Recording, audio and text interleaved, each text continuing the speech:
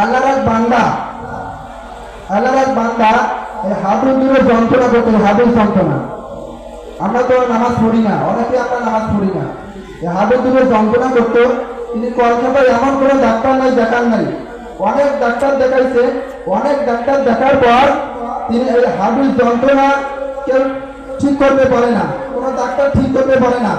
হাঁটুর যন্ত্রণা নিয়ে কলকাতায় অনেক ডাক্তার দেখার পর তিনি বললেন, আর আমি এইখানে ডাক্তার দেখাবো না, কারণ এইখানে ডাক্তার এই হাঁটুর যন্ত্রণা আমার কেউ ঠিক করতে পারেনি। এইবার আমি যাবো ভেলোরে। কোথায় যাবেন? ভেলোরে। ভেলোরে যে ডাক্তারের কাছে যাবে, ওই ডাক্তারটা খ্রিস্টান, নাম হচ্ছে জেকব জক্স। শুনেন নাই? নাম হচ্ছে কি? জেকব জক্স। তার কাছে গেলেন, তার কাছে যাওয়ার পর তার কাছে ডাক্তারের কাছে গেলে ইংলিশে কথা বলতে হয় না? ডাক্তারের কাছে গেলেন, যারা বলেন, মে আই কাম ইন, আমি আসতে পারি? প্লিজ কাম হেয়ার, আপনি আসেন। তিনি বসলেন, বললেন প্লিজ সেট ডাউন, আপনি বসেন। বসে বললেন, এরপরে আপনার কি রোগটা এটা নিয়ে জিজ্ঞেস করবে না? এরপরে বললেন, হোয়াট ইজ ইউর নেম? আগে নাম জিজ্ঞেস করলেন, হোয়াট ইজ ইউর নেম, আপনার নাম কি? তিনি বললেন, S K Mizanur Rahman, my name is S K Mizanur Rahman, নামটা বললেন। এরপরে ডাক্তারের ধারণা মনে হয় এ ব্যক্তি ইংলিশে খুব ভালো পারে। এরপরে জিজ্ঞেস করলেন, হোয়াট ইজ ইউর প্রবলেম, তোমার সমস্যাটা কি? তিনি বলেন, আমি জীবনে দুটো ইংলিশ ভালো জানি, আর কোনো ইংলিশ আবার জানি না। এক নম্বরে আমাকে কেউ যদি বলে হোয়াট ইজ ইউর নেম, তোমার নাম কি, আমি বলতে পারি my name is S K Mizanur Rahman. আর একটা ইংলিশ বলতে পারি, আমাকে কেউ যদি বলে আই লাভ ইউ, আমি বলতে পারি সেম টু ইউ। ঠিক না? আর আদার কোনো ইংলিশ পারে না। এরপরে ওনাকে জিজ্ঞেস করছে, হোয়াট ইজ ইউর প্রবলেম, তোমার সমস্যাটা কি? সেভাবে আমি তো ইংলিশ জানি না, এইবার আমি কিভাবে বলবো? সে বাংলায় বলছে, আমার হাঁটুর মালাই শরীর ব্যথা। ডাক্তার তো আর বুঝতে পারে না। ডাক্তার ইংলিশে বলছে, ইংলিশে প্রশ্ন উত্তর হচ্ছে, কিন্তু ও বলছে হাঁটুর মালাই শরীর ব্যথা। ডাক্তার কলমে মাথায় লাগিয়ে বলে, হোয়াট ইজ ইউর হাঁটুর মালাই শরীর ব্যথা, মানে ওর যে রোগটা, ওই রোগটা খুঁজে পাচ্ছে না। ডাক্তার বলছে ইংলিশে, সে বলছে বাংলায়, ওর যে রোগটা, ওই রোগটা কি খুঁজে পাচ্ছে না। আবার জিজ্ঞেস করলেন, হোয়াট ইজ ইউর প্রবলেম, আপনার সমস্যা কি? আবার বাংলাতে বলে হাঁটুর মালাই শরীর ব্যথা। এরপরে যখন লোক খুঁজে পাচ্ছে না, এরপরে পেশেন্ট ছিলেন, উনি একজন মাস্টার ছিলেন। এরপর উনি দেখতেছেন ডাক্তারের কথা পেশেন্ট বুঝতে পারছে না, আর পেশেন্টের কথা ডাক্তার বুঝতে পারছে না। এরপরে ওনার সিরিয়াল। এরপরে উনি যখন সামনে গেলে, হোয়াট ইজ ইউর প্রবলেম, আপনি বলেন সমস্যা কি? উনি আবার বলে হাঁটুর মালাই শরীর ব্যথা। এরপরে তারপরে উনি সামনে এলেন, এসে বললেন নি প্রবলেম, ওকে ওকে, মানে হাঁটুর সমস্যা। এরপরে বললেন, ওনাকে জিজ্ঞেস করে তো উনি 5 ওয়াক্ত নামাজ পড়ে? কি বললেন? উনি কি 5 ওয়াক্ত নামাজ পড়ে? ওনাকে প্রথমে জিজ্ঞেস করা হয়েছিল, উনি কি মুসলিম?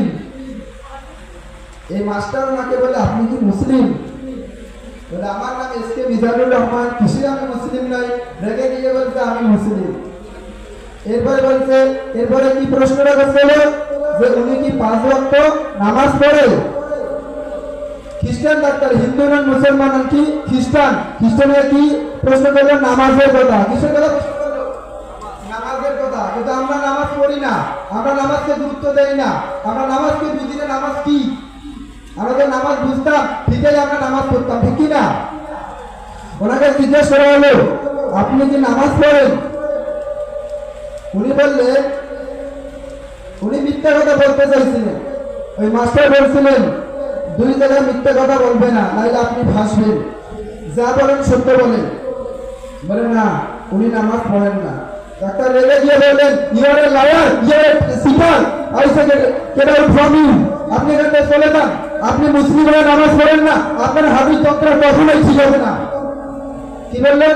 You are a liar, you are a cheater, আপনি চলে যান, আপনার এই হাবিজ যন্ত্রণা আজ এবং কিয়ামত পর্যন্ত অবশ্যই করেন, এই পৃথিবী ধ্বংস হয়ে যাবে, তো আপনার হাবিজ যন্ত্রণা ঠিক হবে না। কি বললেন? নামাজের কথা বললেন। কিসের কথা বললেন? নামাজের কথা। বলে কোন মানুষ যদি 5 ওয়াক্ত নামাজ কন্টিনিউ 5 ওয়াক্ত নামাজ আদায় করে তার দেহের মধ্যে কোনো রোগই থাকতে পারে না। সুবহানাল্লাহ বলেন। আমি এক জায়গায় পড়ে দেখেছি যারা 5 ওয়াক্ত নামাজ পড়ে, যারা 5 ওয়াক্ত নামাজ পড়ে আল্লাহ রাব্বুল আলামিন বলেন তার জীবনে কোনোদিন ক্যান্সার হবে না। সুবহানাল্লাহ বলেন। ক্যান্সারের কোনো আনসার আছে? ক্যান্সারের ওষুধ আছে? ক্যান্সারের ওষুধ আছে?